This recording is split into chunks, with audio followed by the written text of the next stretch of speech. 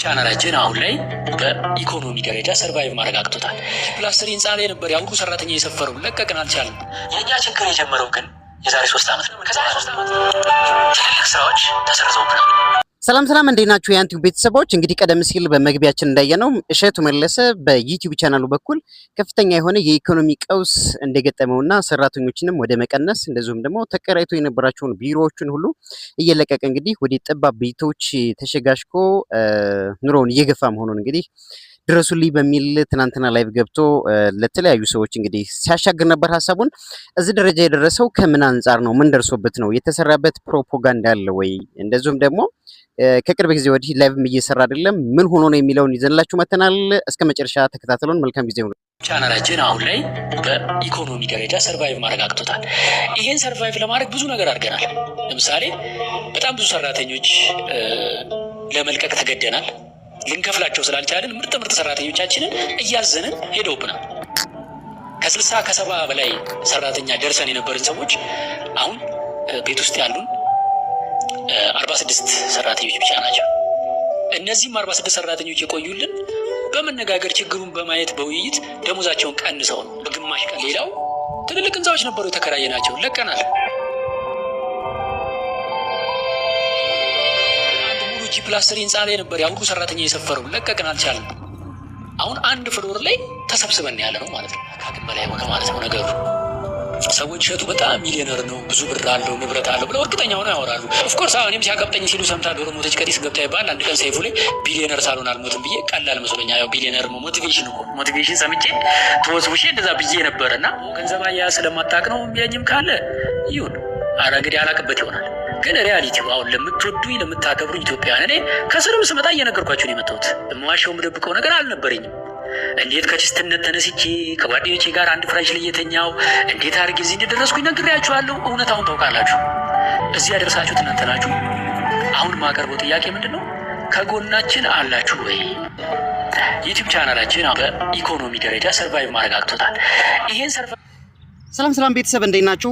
እሸቱ መለሰ እንግዲህ ትላንትና ምሽት ላይ ስናየው ነበረ ከጎናችን ናችሁ ብሎ በዩቲዩብ ላይቭ ገብቶ ማለት ነው ዶንኪ ቲቪን ለማዳን ጊዜው አሁን ነው ከጎናችን ናችሁ ብሎ ስራ ሲሰራ ነበር ማለት ላይቭ ሲሰራ ነበር ማለት ነውና ቀደም ሲል እንደሰማነው እንግዲህ አደገኛ ቀጠና ውስጥ እንዳለ ኃይለኛ ችግር ውስጥ እንደገባና በአጠቃላይ የዩቲዩብ ቻናሉ አሁን እያሰራቸው የነበሩ ሰራተኞችን ኦልሞስት ግማሽ አካባቢውን ቀንሶ ደሞዝ ቀንሶ እያሰራ መሆኑንና እነዚህም የመቆየት ወይም ደግሞ ስራውን የመቀጠል ሁኔታቸው ግን ጥያቄ ምልክት ውስጥ መሆኑ የተከራያቸውን ቤቶች ወይም ደግሞ የክፍያ ሲስተሞችን በቃ በአጠቃላይ ያለው ነገር መቋቋም እንዳልቻለ ገልጿል። እንግዲህ ከምን አኳያ ነው ይሄ ሊሆን ይችላል ማለት አንዳንዴ እኛ በተደጋጋሚ እንላለን ባበሻ ምላስ አትግባ እንላለን። አበሻ መርዝ ነው።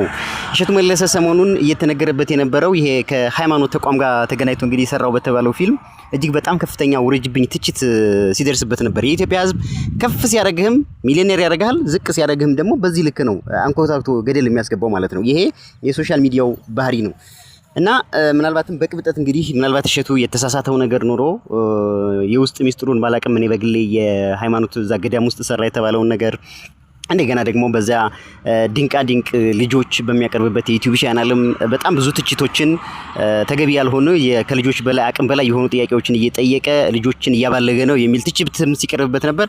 ብቻ በአጠቃላይ በጣም ብዙ ነገር ሲተች ነበር የነበረውና አሁን ግን ያለው ነገር እንደሰማነው ነው እጅግ በጣም በከፍተኛ ሁኔታ ኪሳራ እንደገባው እና ድረሱለት ተብሎ እንግዲህ ሜምበርሺፕም ሰዎች ጆይን እንዲያደርጉ እንግዲህ እዛ ጋር ኪውአርአይ ፖስት ተደርጎ እስካን እየተደረገ ሜምበርሺፕ እንዲሆንና ቢያንስ ለነዚህ ለተቀጠሩት በዶንኪ ቲዩብ ስም የተቀጠሩ እየሰሩ ላሉ ኢትዮጵያውያን እንዲደርስላቸው ሰው ቤተሰብ ስላላቸው መኖር ስላለባቸው በአሁኑ ሰዓት ባለ የኢኮኖሚ ቀውስ ሰው ከስራ ተባሮ እንደገና ደግሞ እሱም በዚህ ሁኔታ ከተንኮታኮተ ከብዙ ነገር ውጭ እየሆነ ስለሆነ ድረሱለት ተብሎ እንግዲህ በተለያዩ የሶሻል ሚዲያ አማራጮችም ከዛ በኋላ ሪአክሽን እየተሰራ ነው። እሱም እንግዲህ በይፋ መጥቶ እንደዚህ አይነት ነገር እየሰራ ነው ማለት ነው። በነገራችን ሰዓት በሁለቱም የዩቲዩብ ቻናሉ ዶንኪ ቲቪም በሚለው እንደገና ደግሞ ድንጋድንግ ልጆች ይሄ ታለንት የሚያቀርቡ ልጆችንም የሚያቀርብበት የዩቲዩብ ቻናሉ ከሁለቱም እየሰራ አይደለም። እንግዲህ ይሄ ከጀርባ ምንድነው የተሰራበት ሴራ አለ ወይስ እሱ ነው ራሱን ያቆመው ስራውን ምናምን እሱ ሌላ ሚስጥር ነው።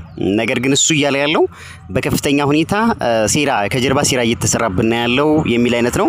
ሴራ ሲሰራ ግን እንግዳ መጋበዝ ወይም ደግሞ ላይቭ ስትሪም መስራት ወይም ደግሞ ቪዲዮ መስራት የከለከለው አካል አለ ወይ ነው። ለምሳሌ ቀደም ሲል ኤአይ ስልጠና እንደዚሁ በዩቲዩብ ላይቭ እየሰጠ ነበረ። ከዛ መንግስት ባወጣው መሰረት እንግዲህ ለማንም አካል የኤአይ ስልጠና ፍቃድ ያልሰጠውም ፍቃድ የሌለው ሰው መስራት አይችልም ከተባለ በኋላ ያንንም አቁሟል።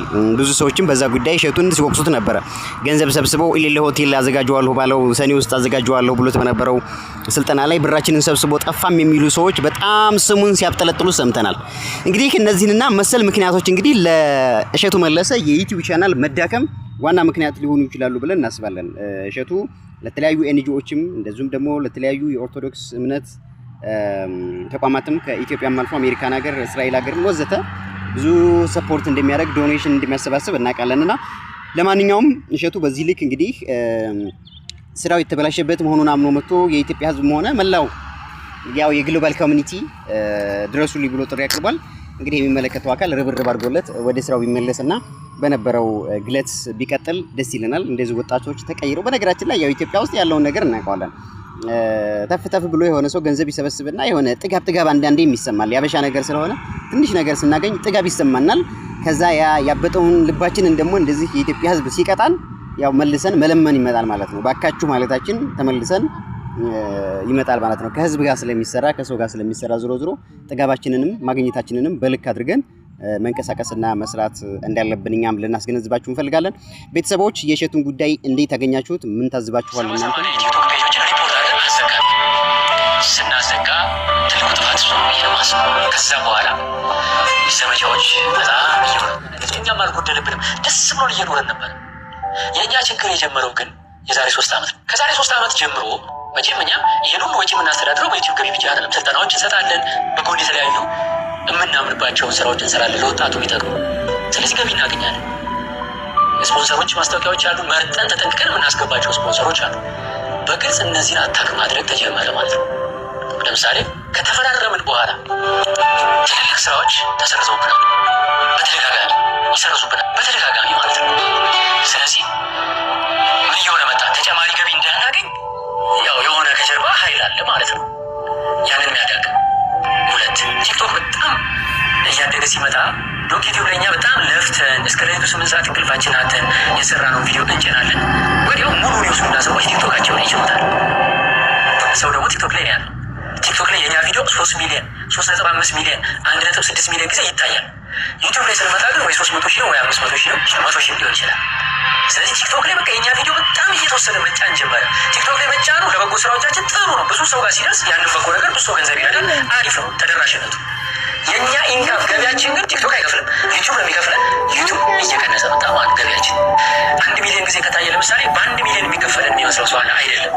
ሀገር ቤት የስፖንሰር ጉዳይም ባለመገራችን ላይ ባለፈውም ስሙ ሲነሳ ነበረ። እሸቱ መለሰ የሆነ ያጭበረበረው ነገር አለ ወይም ደግሞ ትክክል ተገቢ ያልሆነ ማስታወቂያ ሰርቷልም እየተባለ ስሙ ሲብጠለጠል ነበር። በተለይ ጊዜ አውዲን ተበርሲሳ ከሚባል ሰውዬም ጋር ግብግብ የገባበት ሁኔታ ነበረ። ያ መረጃ ላይ ብሎ ያቀረበበት ማለት ነው። እና በሀገር ውስጥም ቢሆን ፕሮፓጋንዳ ተሰርቶብኛል። የሀገር ውስጥ ከንግድ ድርጅቶች ማስታወቂያ ሰርተን ከምናገኘው ገቢም ስፖንሰርሺፕ ከተፈራረምንም በኋላ ፕሮፓጋንዳ እየተሰራብን ወይም ደግሞ ከጀርባ ሴራ እየተሰራብን ያጣንባቸው የሰረዝናቸው ማስታወቂያዎች አሉ እያለ ነው። እንግዲህ ከኦንላይን ሚዲያውም እንደዚሁም ደግሞ ከሀገር ውስጥ ማስታወቂያም እሸቱ ተገሎ እንግዲህ በእንደዚህ መልኩ ሲያቅተው ነገሩን መቋቋም ሲያቅተው ወደ ህዝብ መጥቷል ማለት ነው። ለማንኛውም አግዙኝ እያለ ነው። እንግዲህ ቀና ኢትዮጵያውያን አግዙት። እነዚህም ቢያንስ 46 አሉ የተባሉ ሰራተኞችም እንዲቀጥሉ እንፈልጋለን። እስኪ ሀሳቡን በኮሜንት ሴክሽን ለኛም ግለጹልን ማለት ነው።